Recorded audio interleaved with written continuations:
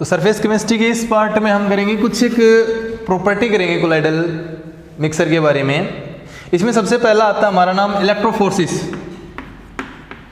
तो जब हम इलेक्ट्रोफोर्सिस के बारे में स्टडी करेंगे, इसमें क्या देखोगे आप कि कोलाइडल पार्टिकल के ऊपर हमने क्या बताया था, क्या होता है, एक ही टाइप का चार्ज होता है। अगर मैं एक यू शेप ट्यूब के अंदर कोलाइडल मिक्सर को फिलअप कर भी लूँ और अगर यहाँ पर मैं इलेक्ट्रिक फील्ड लगा दूँ, तो आप क्या बताओगे कि अगर कोलाइडल पार्टिकल के ऊपर पॉजिटिव चार्ज है तो इस पॉजिटिव टर्मिनल से तो रिपेल होंगे और नेगेटिव टर्मिनल की तरफ अट्रैक्ट होकर यहाँ पर इकट्ठे हो जाएंगे, है ना।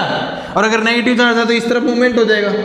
कहने का मतलब क्या हो जाएगा, हमारे पास है the movement of colloidal particle under the electric field is called electrophoresis. याद हो जाएगा ना, ठीक है भाई। सीधी सीधी सिंपल डेफिनेशन है, movement of a colloidal particle under the electric field due to which they are aggregated at one sided of the test tube. आगे चाहे जो लाइन आपने जोड़नी है जोड़ सकते हो। यहां तक हो गया समझ में। नेक्स्ट जो है इलेक्ट्रोफोर्सिस के बाद वो है इलेक्ट्रोओस्मोसिस। इलेक्ट्रोओस्मोसिस, इसमें आप क्या देखोगे, हम कोलाइडल मिक्सर को सॉल्यूशन के अंदर डाल देते हैं और उसको हम किसी में फिलअप कर देंगे, सेमी परमेबल मेम्ब्रेन में। तो अगर बाहर हमने क्या कर रखा है, सॉल्यूशन ले रखा है, अंदर हमने क्या ले लिया, कोलाइडल मिक्सर ले लिया,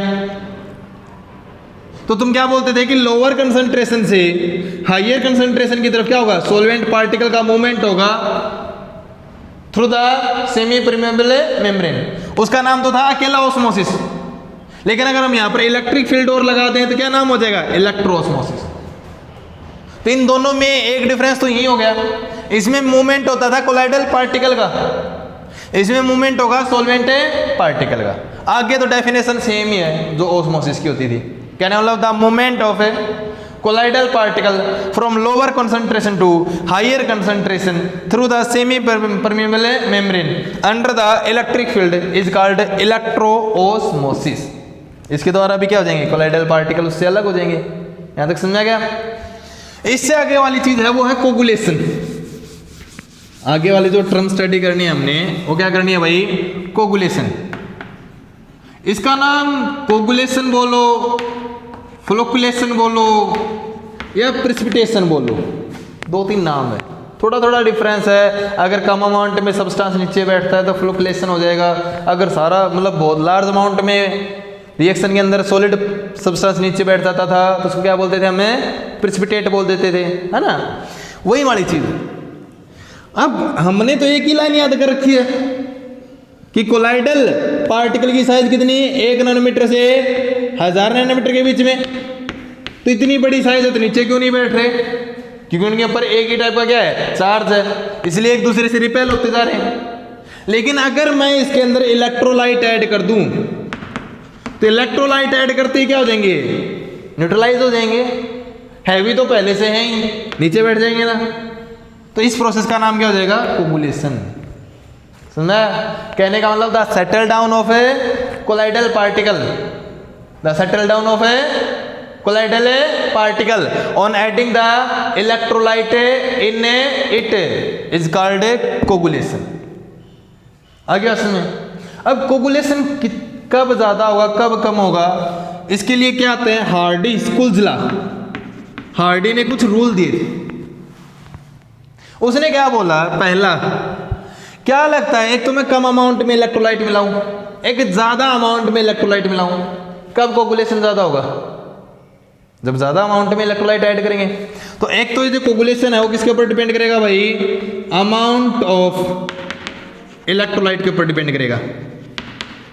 नंबर 2, एक तो मैं इलेक्ट्रोलाइट ऐड करूं, मान लो Na पॉजिटिव, एक इलेक्ट्रोलाइट ऐड करूं Al3 पॉजिटिव। अगर नेगेटिव कोलाइडल पार्टिकल है तो, अगर पॉजिटिव है तो इसमें एक तो मैं ऐड करूं Cl नेगेटिव, एक इसमें ऐड करूं भाई जिसके ऊपर 2 पॉजिटिव 2 नेगेटिव हो या फिर 3 नेगेटिव हो। तो तो क्या लगता है कि Na पॉजिटिव ज्यादा कोगुलेशन करवा सकता है Al3 पॉजिटिव? तब क्या बताओगे कि Na पॉजिटिव तो सिर्फ एक टाइम पर सिर्फ एक ही को न्यूट्रलाइज कर पाएगा, Al3 पॉजिटिव क्या कर देगा, एक साथ तीन तीन को न्यूट्रलाइज करेगा, तो ज्यादा कोगुलेशन कौन करवाएगा? Al3 पॉजिटिव ना। तो यहां पर सीधा सीधा क्या बोल दोगे कि एक तो कोगुलेशन अमाउंट ऑफ इलेक्ट्रोलाइट के ऊपर डिपेंड करता है, दूसरा कोगुलेशन है चार्ज ऑन द इलेक्ट्रोलाइट के ऊपर डिपेंड करता है। और कोई भी इलेक्ट्रोलाइट कितना कोगुलेशन करवा सकता है is called coagulating power. The ability in the electrolyte to coagulate the colloidal mixture is called its coagulating power, coagulating power. अब तुमने क्या बताया, जितना ज्यादा चार्ज उतना ज्यादा कोगुलेटिंग पावर। एक बात और नहीं समझ में आती है, एक तो थोड़ी सी अमाउंट मिलाती, कम अमाउंट में मिलाती कोगुलेशन करवा देता है, और एक बहुत ज्यादा अमाउंट में इलेक्ट्रोलाइट मिलाने पर कोगुलेशन करवाता है। क्या लगता है किसकी पावर ज्यादा है? जो कम अमाउंट में ऐड किए हमने, है ना भाई, कम अमाउंट वाले ने क्या कर दिया, झटके से कोगुलेशन ही करवा दिया, तो इसका मतलब ज्यादा पावर है। तो जो कोगुलेटिंग पावर होती है ना वो इनवर्सली प्रोपोर्शनल होती है किसके, अमाउंट ऑफ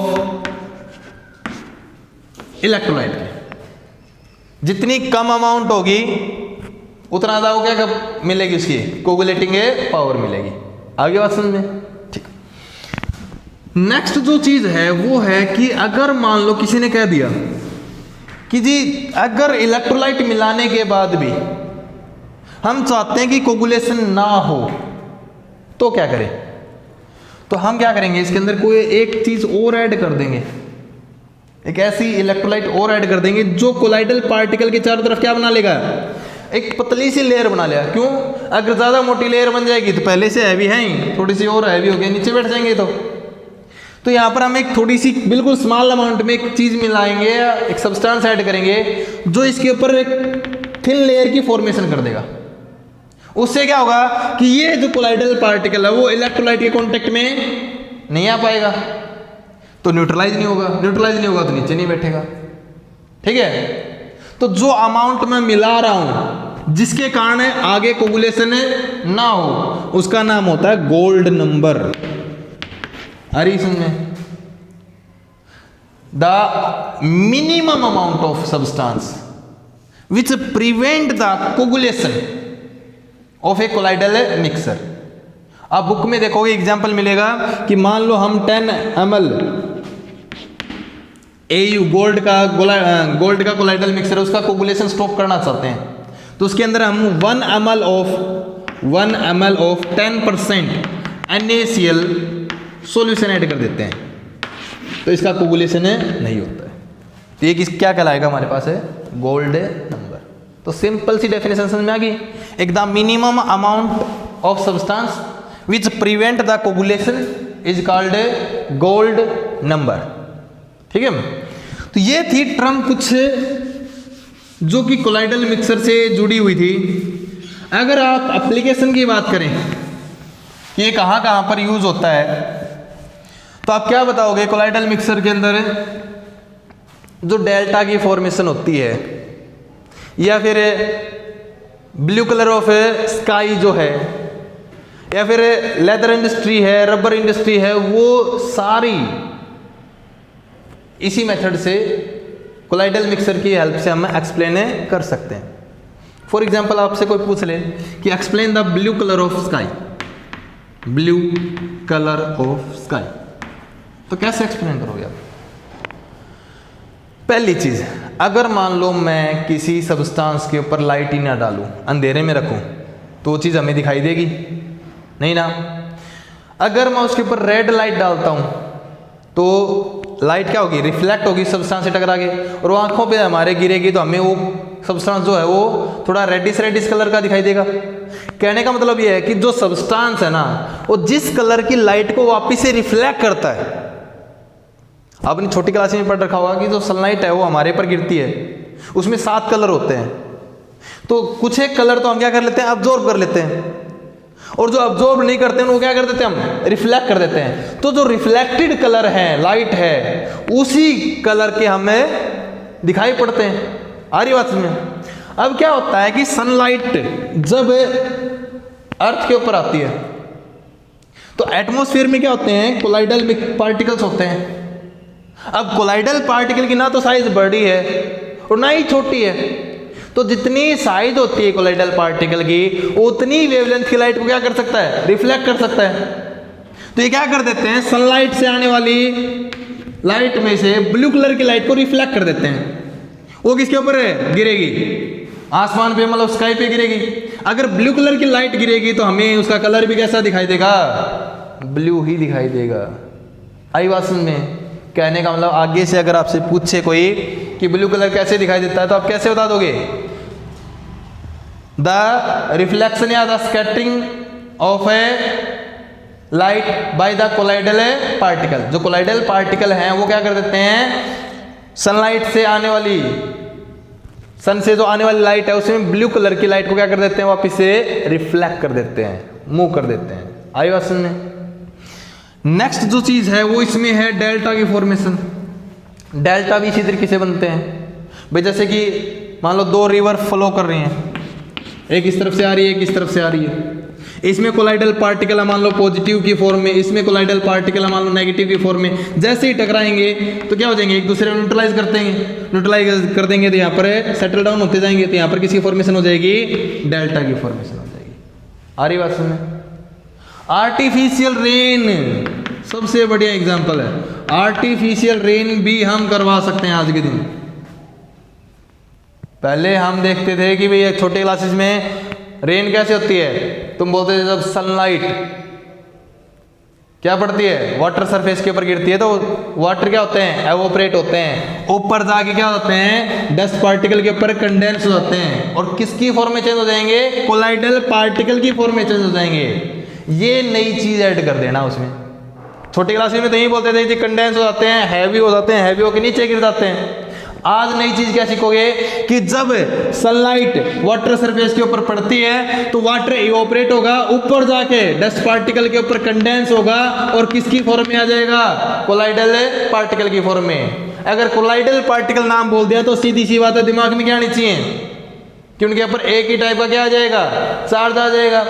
ठीक है, अब चार्ज आ जाएगा तो सीधी सी बात है, अगर इसमें मैं कोई अपोजिट चार्ज इसमें ऐड कर दूं, इलेक्ट्रोलाइट ऐड कर दूं, तो हैवी तो है ये, न्यूट्रलाइज होगी क्या हो जाएंगे, नीचे गिर जाएंगे। ये एक बार हुआ भी था आर्टिफिशियल रेन। जब एक कंट्री में एथलेटिक्स जो गेम्स हो रहे थे उसके अंदर पहले पता चल गया था कि यहाँ पर बारिश होगी, उससे पहले क्या कर दिया, जहाँ पर ये डस्ट पार्टिकल या ये जो वाटर ड्रॉपलेट जहाँ पर इकट्ठी थी उसमें क्या कर दिया, हाई वोल्टेज का करंट पास करवा दिया, तो बारिश पहले ही होगी। इस तरीके से हम आर्टिफिशियल रेनिंग भी करवा सकते हैं।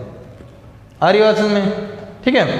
नेक्स्ट जो चीज़ है इसमें वाटर प्योरिफिकेशन में भी कर सकते हो।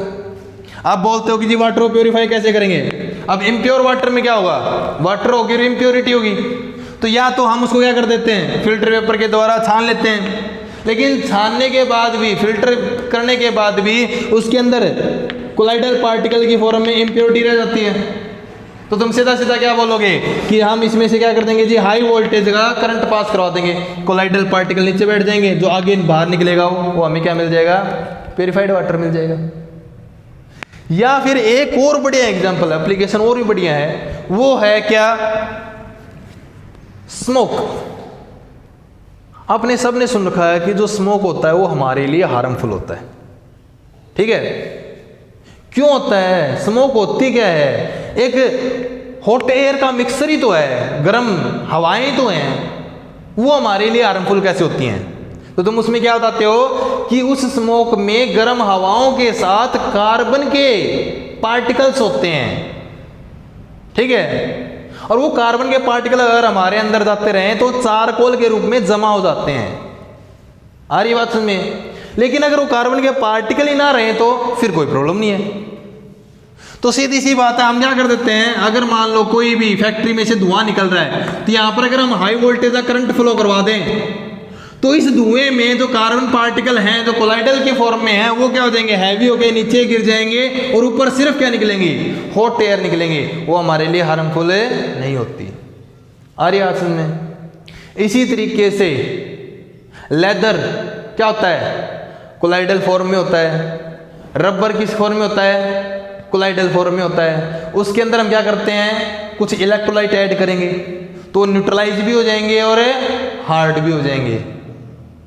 तो लेदर इंडस्ट्री के अंदर सॉफ्ट चीज से या सॉफ्ट लेदर कोलाइडल पार्टिकल से हार्ड फॉर्म में लाना इज कॉल्ड टेनिंग प्रोसेस। इस प्रोसेस का नाम बोल देंगे मैम टेनिंग। आ रही बात समझ में, ठीक है। तो इस तरीके से ये तो थी कुछ एक एप्लीकेशन।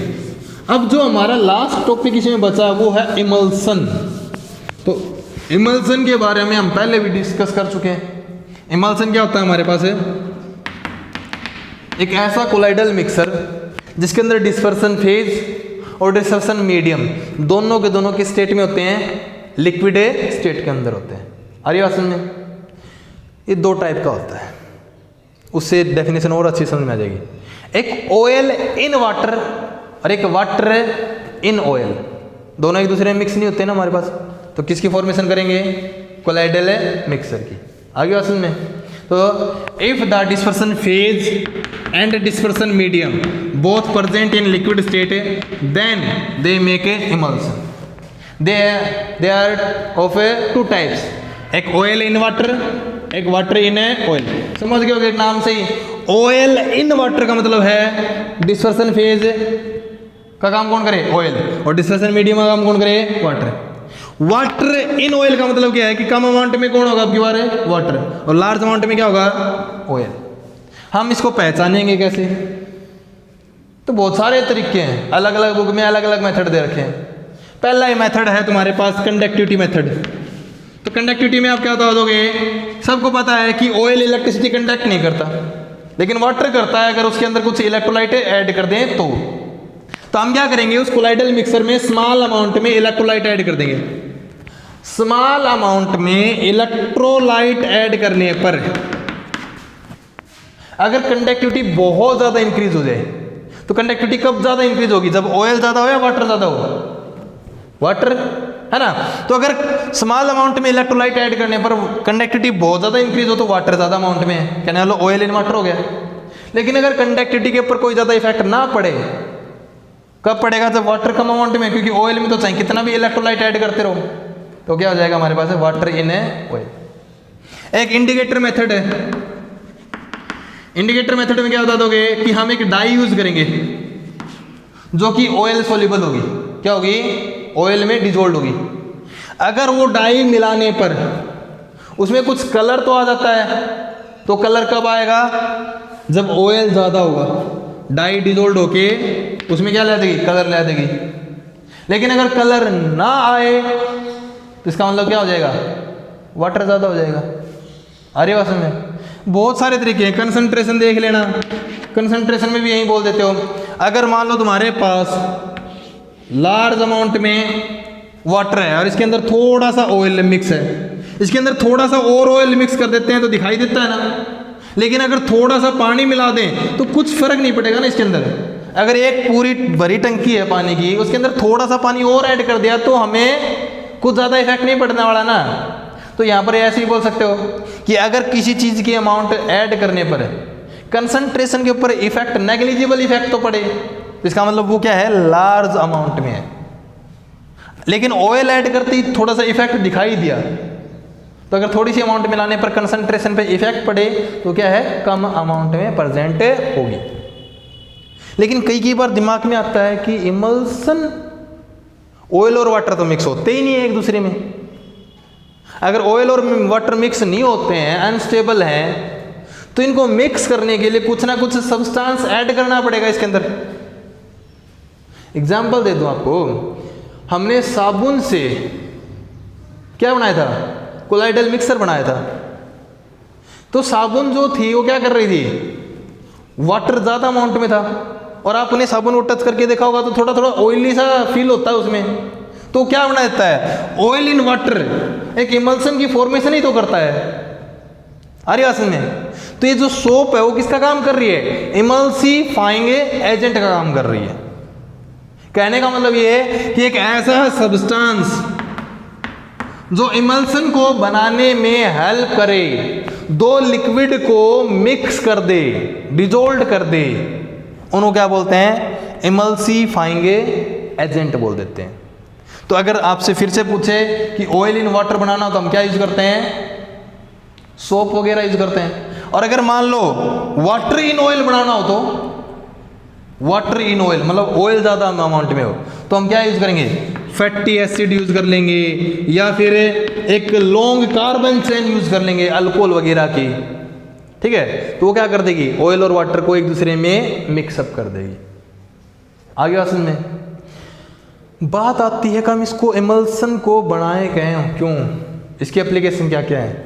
तो इसमें क्या बता दोगे आप, बहुत जगह इमल्सन यूज होता है, मेडिसिन में यूज होता है, ठीक है, या फिर खाने को डाइजेस्ट करने में भी यूज होता है, या फिर जो रोड बनाते हैं हम, रोड के अंदर क्या होता है कि अगर मान लो एक सब्सटेंस को अगर हम पिघला कर मेल्ट कर करके तो यूज करेंगे तो बहुत ज़्यादा हीट की रिक्वायरमेंट पड़ेगी। लेकिन अगर हम उसको क्या कर देते हैं, मिक्स कर देते हैं इमल्सीफाइंग एजेंट यूज करके, तो उसमें क्या होता है कि बनाना आसान हो जाएगा। कहने वाला रोड मिक्स बनाने में, मेडिसिन बनाने में, खाने को डाइजेस्ट करने में, और बहुत सारे फूड प्रोडक्ट होते हैं, जैसे कि मिल्क का सबसे बढ़िया एग्जांपल है। मिल्क में भी तो प्रोटीन, ऑयल, ये सब कुछ क्या होती हैं, फैट क्या होती हैं, मिक्स होती हैं। तो ये क्या हो जाएंगी, इमल्सन्स की एप्लीकेशन हो जाएंगी। लेकिन कुछ एक चीज़ मिलाने पर ये दोनों की दोनों लेयर एक दूसरे से सेपरेट हो जाएं तो उसको क्या बोल देंगे हमें, डी इमल्सीफाइंग एजेंट। हमने दूध और फैट को क्या कर सकता है, मिल्क और क्रीम को क्या कर रखा है, मिक्स कर रखा है। लेकिन सबको पता है अगर उसको हम हाई स्पीड से रोटेट कर दें तो क्रीम क्या आ जाती है, ऊपर आ जाती है।